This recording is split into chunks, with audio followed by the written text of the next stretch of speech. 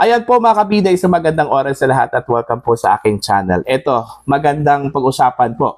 Dami hong pumuna po ngayon kay SP Cheese Escudero mga kabida.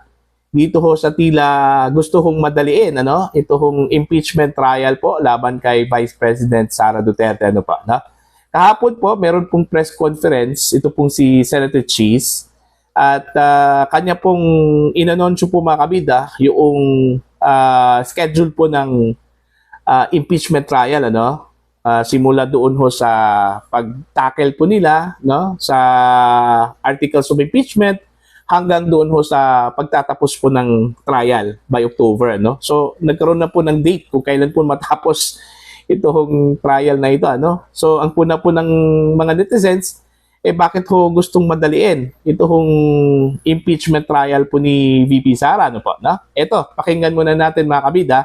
Ito hong naging pahayag po ni Senator Cheese kahapon sa isang press conference diyan ho sa Senado. Narito po.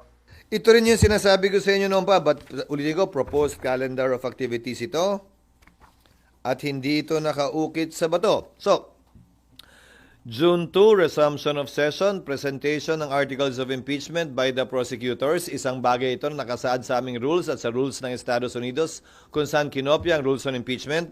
In other words, babasahin man lamang yung mga allegations sa plenaryo para formally ay maging parte ng records ng Senado ito. Approval ng rules dapat magawa na rin namin ng June 2. Again, more or less, depende kung gaano kahaba ang debate. June 3, pwedeng mag-oath taking na ang mga senador bilang judges. Mauuna mag-oath taking ang presiding officer at yung presiding officer magpapa-oath sa mga senator judges. Pwede na rin pagkasunduan doon ang pag-issue ng summons na pwedeng ma-issue by June 4. From June 14 to 24, palitan ng pleadings yan sa magkabilang panig. At roughly from June 24 to July 25, yung pre-trial. Dahil sang-ayon sa rules of court, kung maalala nyo, sa mahaba natin at ilang ulit ng usapan at kwentuhan tungkol dito, nakalagay sa rules of court, dapat iset ang pre-trial not more than 1 month from the time the last pleading is filed by either party. So, tamang-tama lang. By July 28, magre-resume na ang Kongreso. Siyempre, wala tayong magagawa sa unang araw. July 29, inaasahan namin na susumpa ang 12 bagong senador na magiging bahagi ng 20th Congress. Maliban dun sa unang 12 kami na sumumpa na. Hindi naman na kailangan sumumpa pang uli. At inaasahan namin na sa susunod na araw, July 30, kung yan ang mapagkakasunduan ng mayoriya, ay magsisimula na ang paglilitis o presentation of evidence. Silly question, pero yung mga senador na hindi natatawid sa next Congress, kasama pa rin sila mag-oath sa June? Na hindi I mean, mag-oath kailan? Sa June, sir, before you adjourn, as Dalawang Senator oath. Judge. Sila'y bahagi pa rin ng 19th Congress. Lahat ng senador ng 19th Congress ay mag-oath. Dahil ang termino nila ay matatapos sa June 30 pa lamang. Ano man ang mangyari dun sa 7 reeleksyonista kaugnay ng darating na eleksyon. Hindi kayang baguhin nun na ang termino nila ay hanggang June 30, 2025. So, itong July 30, yung likely na pag-trial, kailan, sir, mangyayari yung pag-open ng impeachment court? I mean, yung magkukonvene kayo as impeachment court?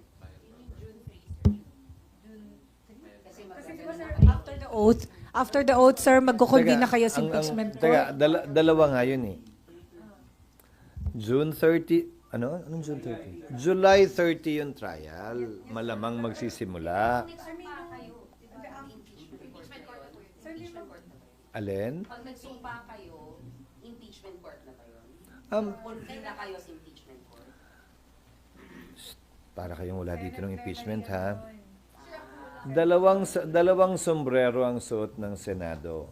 Senado acting as a legislative body, Senado sitting as an impeachment court. Each time we adjourn, then we finish wearing that hat. Each time we resume, we will announce if we are resuming as what. So example, kung ang oras ng trial ay alas 9 ng umaga, magre-resume kami bilang impeachment court.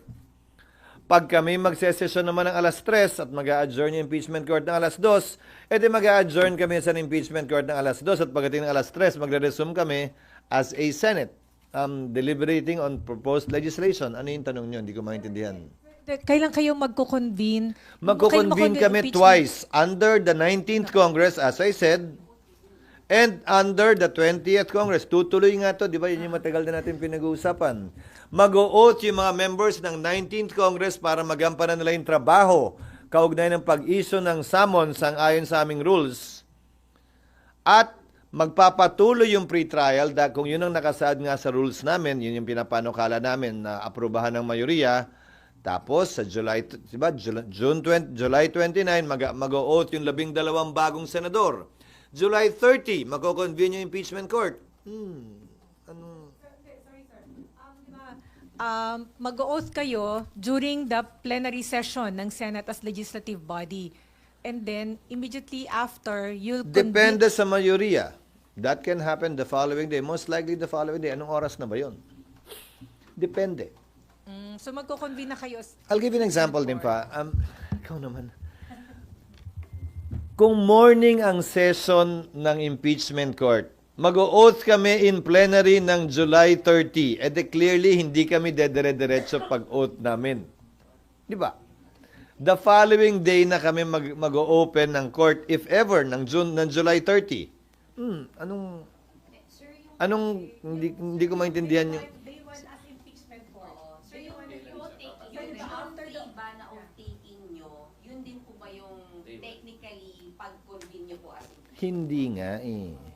Hindi. Kailan yung day 1, sir, na kayo ay Gusto ko nga bigay sa inyo na lang yung papel eh. Nakalagay July 3rd. Proposed yun ha. This is proposed.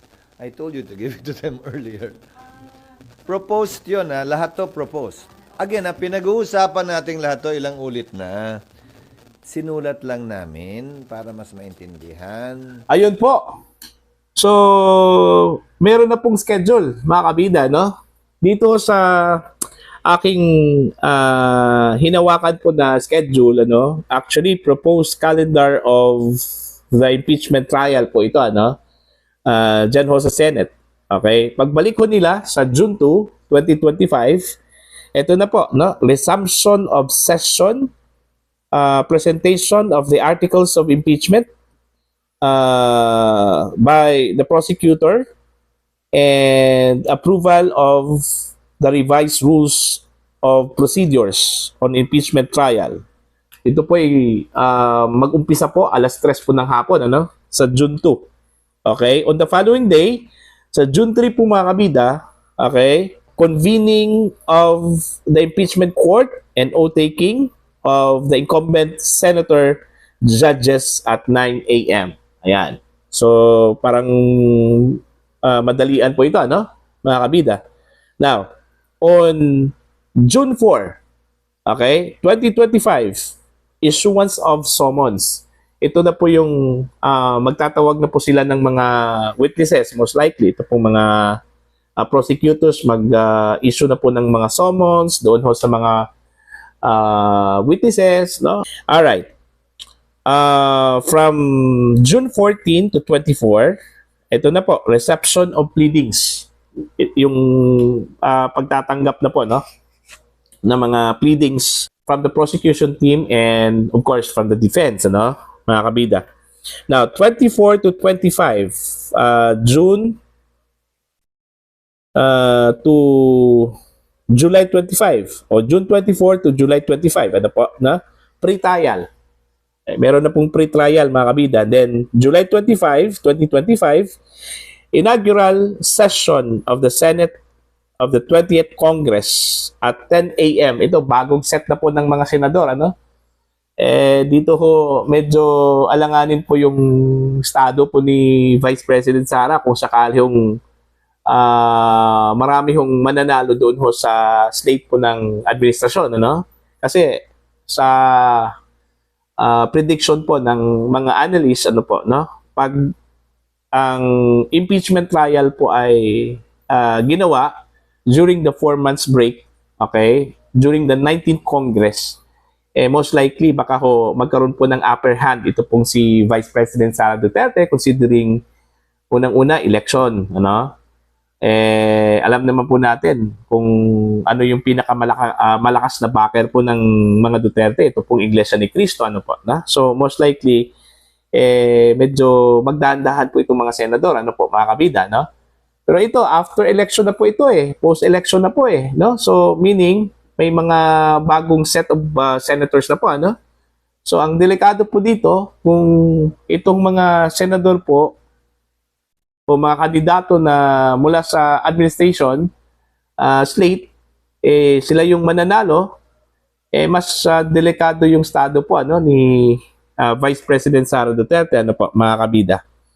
Patuloy po tayo, mga kabida, sa kanila pong calendar, no? July 28 po, ito. July 28, 2025, inaugural session of the Senate of the 20th Congress at 10 a.m. and then joint session of Congress to hear the State of the Nation address of President Ferdinand Bongbong Marcos Jr. at 4 p.m. Ayan. On July 29, 2025, oath-taking of the newly elected senator judges, okay, before the Senate sitting as an impeachment court at 9 a.m. and then plenary session of the Senate at 3 p.m. Ito na po, yung inaantay po natin, ano?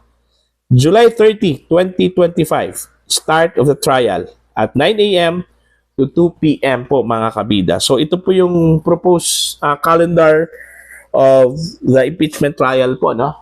Versus Vice President Sara Duterte. So yung puna po ng mga netizens dito, bakit minamadali, ano? Considering meron pa pong pending petition sa Korte Suprema, no, mga kabida.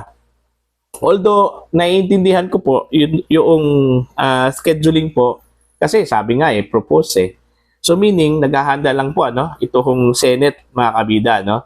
Alright? Sakali hong ang Korte Suprema magdesisyon pabor ho sa Estado, meaning pabor sa Congress, no? At matatalo itong petition po ni Vice President Sara Duterte, ano po, no? Pero kung ang decision po ng Korte Suprema papabor doon ho sa petitioner, no, kay Vice President Sara Duterte, definitely wala talagang mangyayaring impeachment trial, ano. Yun yung ini-emphasize po, mga kabida, ng defense team, ano. Okay? Presumption of parang hindi matutuloy yung trial, ano po. No, kasi ang ginigiit kasi ng prosecution, definite na po sila na magkakaroon po ng trial, ano? Pero ang sabi po ng depensa po, mga kabida, titingnan lang po natin kung meron bang trial, okay? Na mangyayari. Hindi naman po talaga natin alam kung ano yung magiging desisyon po daw, mga kabida, ng ng mga maestrado po natin sa Korte Suprema, ano? Okay? So, aabangan na lang po natin 'yon. Pero ito pong proposed calendar po ng impeachment trial, medyo pinuna po ito ng mga netizens. Kasi yun nga, parang minamadali May statement pa po itong si Senator Cheese na tatapusin daw nila itong impeachment trial po ni VP Sara by October, October 2025. So, tingin siguro ng mga netizens, napakaaga, In the span of how many months yon? June, July, August, September, October. 4 months lang po, tapos na po yung impeachment trial. Magkakaroon na po ng desisyon. Either makukonvict or ma-acquit po itong si Vice President Sara Duterte, So, titingnan na lang po natin, mga kabida, kung ano yung magiging decision po at ending po dito sa maladrama pong impeachment trial po laban po kay Vice President Sara Duterte. Yan po, para sa inyong mga opinion at inyong mga comments, you can comment down sa aking video. And sa mga hindi pa po subscriber, mga kabida, sa aking channel, please subscribe. Just click the subscribe button, click the notification bell, click all para updated po kayo sa aking mga uploads. Maraming salamat po sa inyong lahat. God bless po, mga kabida.